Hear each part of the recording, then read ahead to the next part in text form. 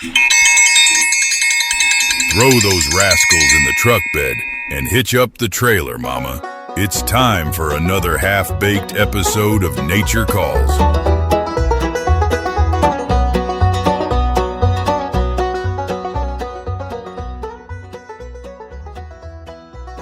Welcome everyone to the Nature Calls podcast. My name is Mr. Pete.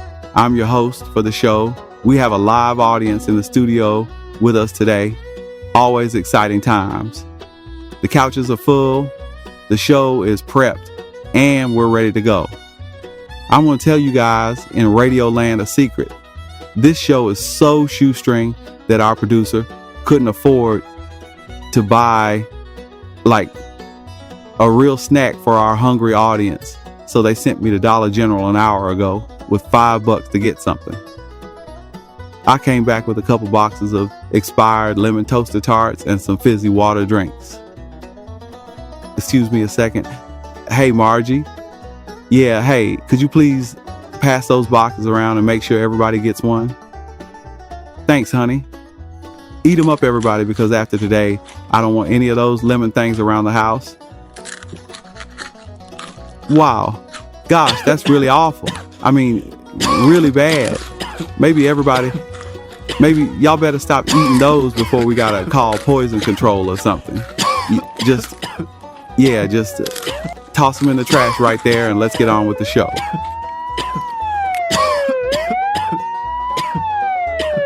I was in a lawn chair in the backyard, wearing only my camo underwear and staring out into space, trying my best to tune in to the cosmic static, desperately hoping that someone out there was going to give me some advice and do it in a hurry. I had just 12 hours left until the town held its annual Sportsman's Banquet, a thing we do for the local hunters every year. I was put in charge of the entertainment, and my stupid habit of waiting until the last second had finally caught up to me. I needed something big, something really stupendous, something so over-the-top brassy that a room full of hunters would choke on their mashed potatoes when it happened. But what? I stared up at the sky and said, "Here I am, God. I'm waiting." "How about those photos you're so crazy about?" came a woman's voice back to me. "Holy crap," I said, falling out of my chair. "God, is that really you? I was expecting a dude's voice." "Hey, I'm in here," Honeybee said from the kitchen window. I turned to see her eyeing me oddly. She said, "Where are your pants? You think we're running some gigolo house of horrors around here? Put something on before Mrs. Crabapple calls the cops again." I asked if that was her just now talking to me, or if it was, you know. "Yes, it was me, you idiot," she said. "Who'd you think it was? God? You think God talks to men sitting around in underwear? I don't think so." "Well then, if it was you, what photos are you talking about? Our vacation photos from Mexico? You know those ones I took of the clothing-optional beach in Cozumel?" "No," she said, her eyes narrowing. "I was talking about the ones of bears driving golf carts." "Bears in golf carts?" I said, now really confused. There weren't any bears in golf carts in Mexico. She threw a dish towel at me. "Clean your ears out, Jim. I said bears on game cameras." "Okay, that's different. In fact, it's perfect. What could be better than seeing the year's best game camera photos plastered big as a billboard in front of 100 jealous hunters? "I know just who can help me out," I said. "And Honeybee, forget what I said about those photos, okay? Now here's what you need to know. My hunting buddy Amos makes a little side cash by sneaking onto private land and setting out game cameras. Some might call it trespassing, but that's kinda harsh. He gets these fantastic shots of bull elk and mule deer, which he turns around and sells to local hunting guides to post on social media websites so they can generate bookings for the next seasons. You get the idea. It's all harmless American enterprise. So I'm driving into town. I got my phone in one hand and a breakfast burrito in the other, and I'm literally steering the truck with my chin and shouting at Amos over the truck noise. "I got an idea for tonight. How about you bring the game camera photos of the bears with the big butts to tonight's banquet? You know what I mean. The bear butts from last summer. Game cameras. Bears. You still there?" "I can do that," Amos says. "How about the elk and deer shots? Should I bring them as well?" "The more the merrier," I said. "Bring all of them. Know what I mean?" You sure, Jim? All the photos? All of them. I can't wait to see the look on those guys' faces when they see those racks. Okay, got it. And I'll bring the projector too. Don't worry about a thing. I got this all under control. This is gonna be awesome. He clicked off. I drove on, glancing down at the phone and wondering if Amos heard me correctly through the chewing and truck noise. Oh well, I tend to overthink these things. Amos knows about game cameras better than anyone. His photos are more like studio portraits than the poorly framed, out-of-focus pictures I'm used to. This was all going to work out perfectly by tonight. And it did. The banquet went off smoothly. The Methodist Church graciously donated their meeting hall, and the food line moved along briskly. Plates of venison, elk steaks, and duck breast were served up. People were laughing and talking, the volume high, and in the midst of it, Amos caught my eye from across the room and gave me a big smile and a thumbs up as he turned on the projector. I settled in as bright photos appeared on the wall, images so oversized they were like being at a drive-in movie. World-class bull elk with enormous racks sent the audience gasping. Then it switched to a curious, cinnamon-colored bear that brought a laugh, followed by a coyote and a fox, and everything was as perfect as it could be. I gave myself a clap on the back for being such a clever dog at figuring this out at the last second. Then a man in a white cowboy hat appeared in a couple photos before disappearing. Someone a few tables down called out, "Hey Harold, ain't that you?" Harold stopped chewing long enough to turn around and look. He was still wearing that same white cowboy hat and was holding a spoonful of macaroni salad. His lips parted slightly in mid-bite. But by then, the images had moved on to a series of mule deer bucks feeding in a meadow. Then Harold and his cowboy hat were back on, only this time he wasn't alone. A woman was holding his hand. The camera caught them both walking together in a patch of aspens. They stopped to embrace, and someone shouted, "Doris Anglebottom, what's she doing out there? That ain't her husband." The air went deftly still, like on one of those TV shows where you hear fake crickets in the background. The whole room watched as Doris and Harold shared a long lip locker of a kiss that would have made a busload of honeymooners blush. I looked at Amos in horror. He was smiling back at me, giving me that same big thumbs up. Then, as if on cue, a red Solo cup arched through the air like it was shot from a cannon, followed by a paper plate full of meat and potatoes. Everything from that moment on went into slow motion.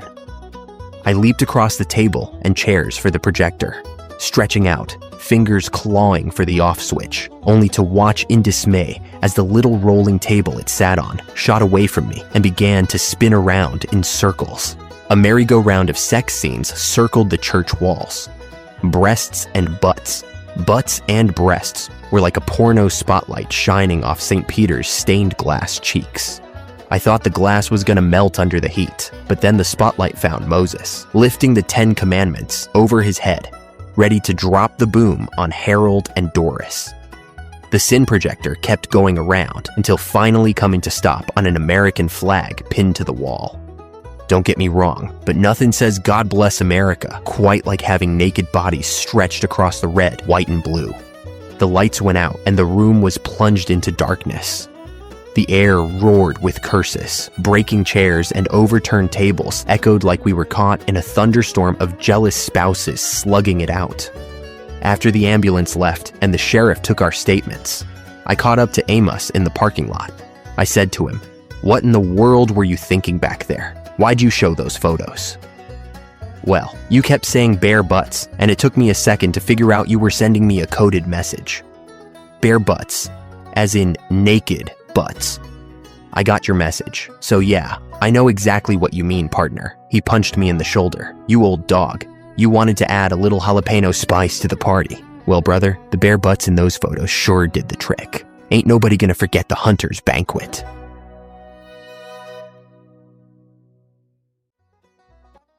Nature Calls is into voice texting, period. Do you like voice texting? ? We'll be right back after this commercial break! !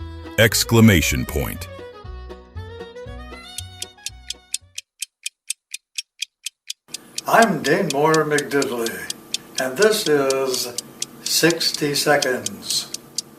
I'm Harry Tarbutton. I'm Pamela Lovejoy. I'm Wayne Feeney. I'm Shira Shenanigan. I'm Elliot Lugnut. I'm Helen Dorfnagel. I'm Leonardo Kenworthy. I'm Chester Hester. I'm Bobby Socks. I'm Graham Cracker. I'm Lulu Catsass. I'm Zachary Pipeline.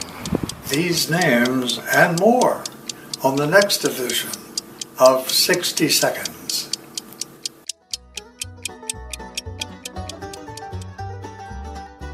With a Bubba One credit card, you get an unlimited 1.5% cash back on all the crap you buy. Isn't that how it should be? What's in your wallet?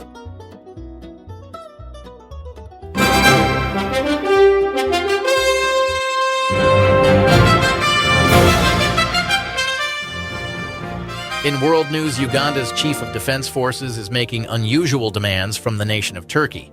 The defense chief announced that he is shutting down the nation of Turkey's embassy in Kampala within 30 days unless his two demands are met. First, he is demanding that Turkey send him $1 billion in cash as compensation for Uganda's regional security efforts.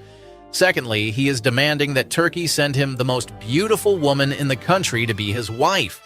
Turkey's foreign minister held a press conference this morning, and here is his response. We have thought very, very carefully about these demands. Very carefully indeed, you see.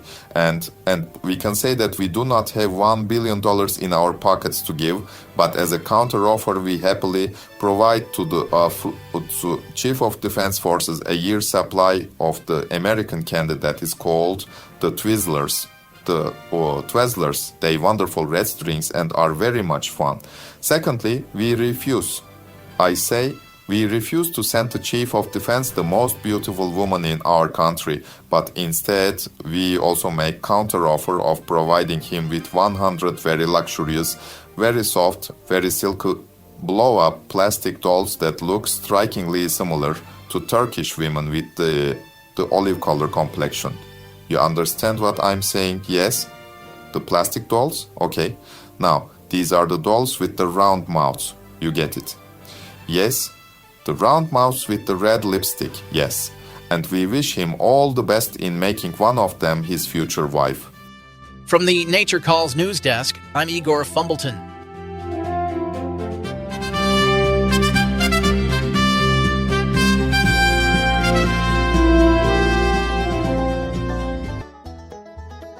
Don't get salty on us, Gen Z listeners. Nature Calls thinks you all ought to go touch grass while we cop your whimsy. Our musical guest for this episode is singer-songwriter Jason Buchanan. Now, Jason's songs are more than just a musical performance, all right? His music makes you feel the weight of his life experiences in each lyric. He weaves together colorful Western soul sounds along with narratives that speak to resilience and hope and history. Every song is a chapter of unfolding landscapes of memories and emotions that will stay with you long after the last note has faded. So, here's Jason Buchanan with his song, If the Creek Don't Rise, on the Nature Calls podcast.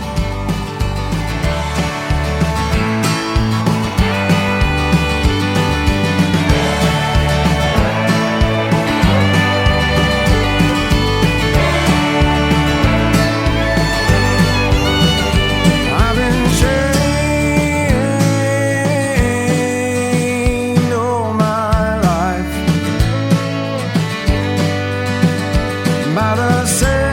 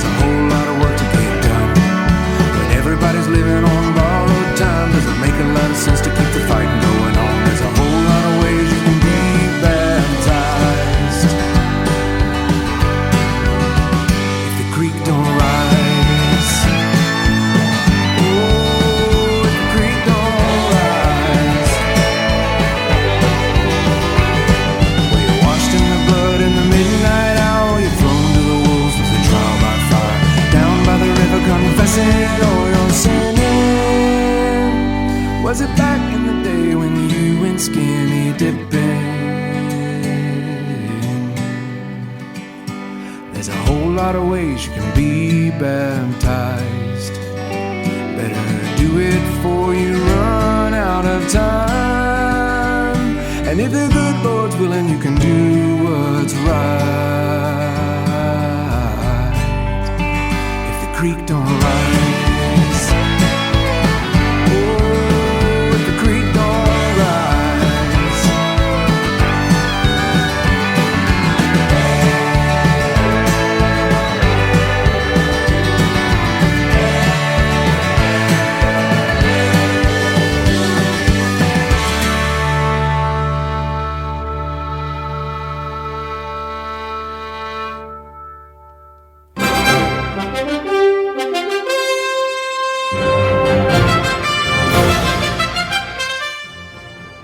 Tonight at 6, there's a compelling story you will only hear on 1600 WBLY. Our chief correspondent, Roger Shark, tells of a man who wore a mask all his life, except one day he took it off and went in and robbed a bank. He then went outside, put the mask back on, and disappeared into the crowded streets and got away, never to be apprehended. Be sure to hear this special report tonight at 6 on WBLY.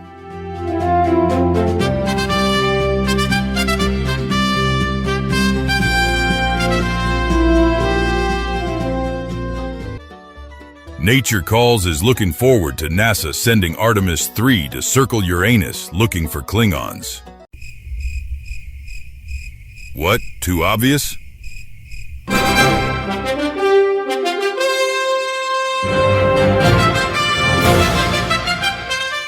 From the team sports desk, professional basketball's flop season gets underway this week as the playoffs begin. Professional basketball players from each team are locked away in secret training facilities, along with Hollywood stuntmen and acting coaches. The players are learning all the movie magic tricks needed for pretending to be shoved to the floor. The training is comprised of 3 important techniques. First is the fall on your butt and go into a temporary coma move. Second is the you gave me a karate chop and now I am paralyzed for life move. And thirdly, the ever-popular T-Rex arms, where the players practice looking innocent as a lost puppy dog while posing with their elbows pressed tightly into their sides while raising cupped hands in the air. You can catch all this great theater tonight at 7 Eastern. Nature Calls is giving number 2 the blue ribbon. Our musical guest for today is Jason Buchanan. Jason currently lives in Wyoming, but his path into music was shaped by the tales of home in Southeast Texas, stories of family traditions, and the quiet moments that define a life. His songwriting draws on these roots, balancing the personal with the universal. Here is his second song on today's show, The Better Parts of Texas.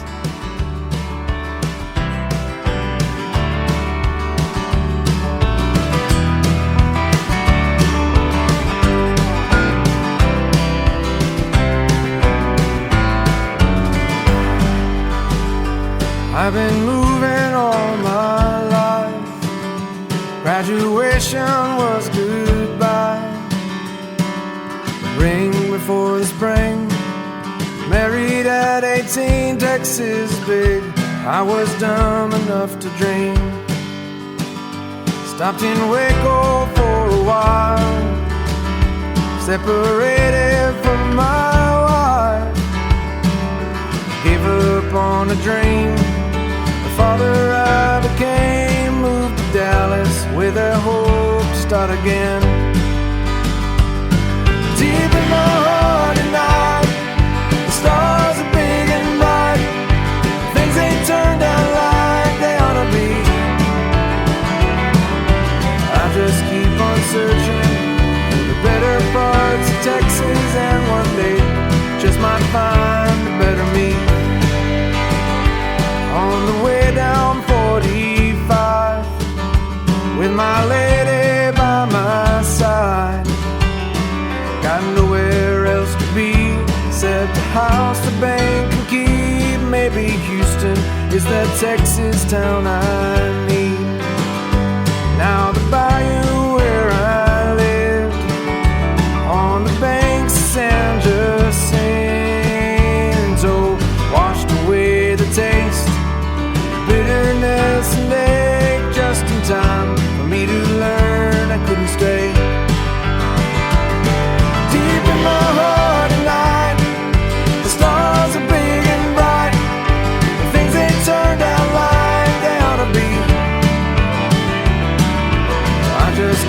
on searching for the better parts of Texas, and one day just might find a better me.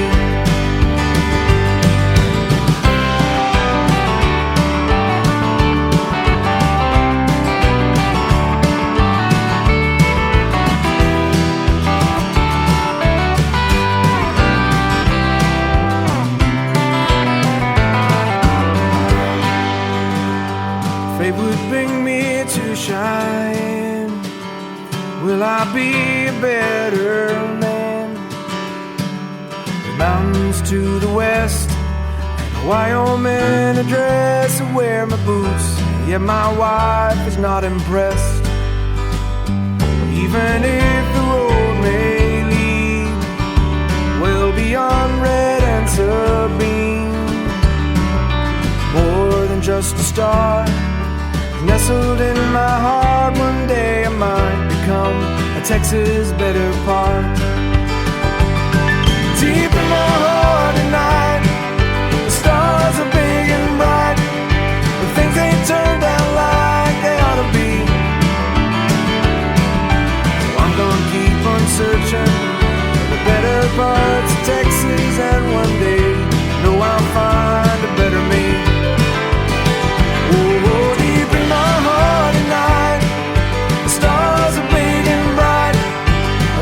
Turned out like they ought to be. So I'm gonna keep on searching for the better parts of Texas, and one day know I'll find a better me. And one day know I'll find a better me.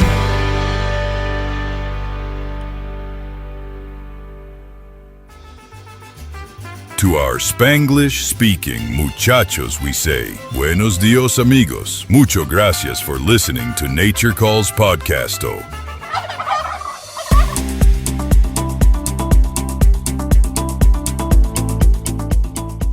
This is Dan the Man reporting to you live from the top of Connor Peak in Colorado, where the Nature Calls podcast is proud to present a new outdoor series called Opening Day, where we send out beloved Grandpa Jones into the woods to report on the activities. Today is opening day of turkey season, and things are really heating up as about 1 million turkeys are waking up this morning to find themselves surrounded by hunters. Our reporter Igor Fleming is down there with Grandpa Jones checking out the action. Igor, what do you see? Well, Dan, I see a hunter walking in the woods with his binoculars strapped to his chest and his, oh no. Wait a minute. Those aren't binoculars around his neck. Nope, but that's a baby strapped to his body in a chest harness. A baby? Well, what in tarnations is a crying squirmer doing on a hunting trip? What am I supposed to do with a baby strapped to my chest in the woods? Does the baby have some special magical turkey tracking powers? Why, back in my day, we menfolk would leave the suckling babes in the back seat of the Pontiac for the whole afternoon with a bottle and a blankie while we took to the hills to provide meat for the family. No, sir, nobody ever complained about it. Nobody ever said they wanted their 1-year-old traipsing through the woods in a smelly diaper. Grandpa Jones, I'm pretty sure you'd get arrested if you left the baby in the car all afternoon these days. Let's move on, guys. Grandpa Jones, can you tell us what else do you guys see out there besides a baby? I just spotted a hunter pushing a humongous hunting blind on wheels into the woods. Now, I think hunting blinds are great for sitting inside and not being seen by the turkeys and us. Excuse me there, Grandpa Jones, but that wasn't a hunting blind. No? What then? It was a rolling camouflaged playpen on wheels. A what? A playpen for the babies to be in, so they don't wander off and get in trouble. Well, what in the world is he doing pushing a playpen through the woods on opening day? Is he babysitting? Back in the day, the babysitting was done by a high school girl and not the father dressed in camo with a gun. Heck, most of us fathers were barely aware we had children to begin with. Anything else to report from the woods? I see that one hunter bagged him a turkey already. Yup, and good for him. He's got one down on the ground getting it all dressed out and ready to haul out to the car. I tell you, nothing's more satisfying than gripping those skinny little turkey legs and hefting that flopping gobbler over your shoulder. Yes, sirree. By golly, I tell you what. Grandpa, sorry to tell you this, but that man's not dressing out a turkey. He's been over changing a diaper. A diaper? Oh, good heavens! Why would you bring a pooping baby to the woods? Well, Grandpa, I think these days fathers want their kids to experience hunting at an early age. Early age? How early is too early? What's next? Sperm in a bottle? Well, back in the old times, all the babies wore cloth diapers and got changed once a day, and were grateful for it. Why, I tell you, Sonny, I remember it like it was yesterday. We wasn't afraid of leaving the kiddos in their beds while we went out. Tune in next month for opening day of fishing season with Grandpa Jones.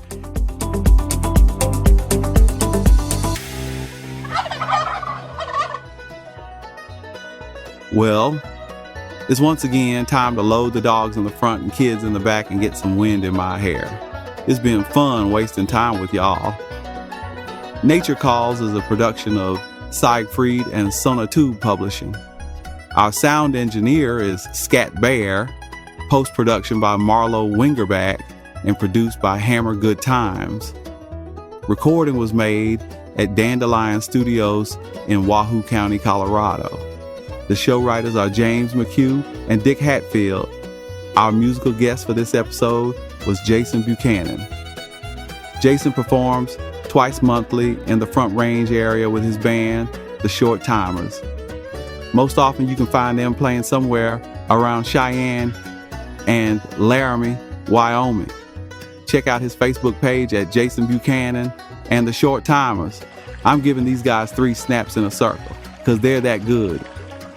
All right, I'll catch y'all later. I'm out of here.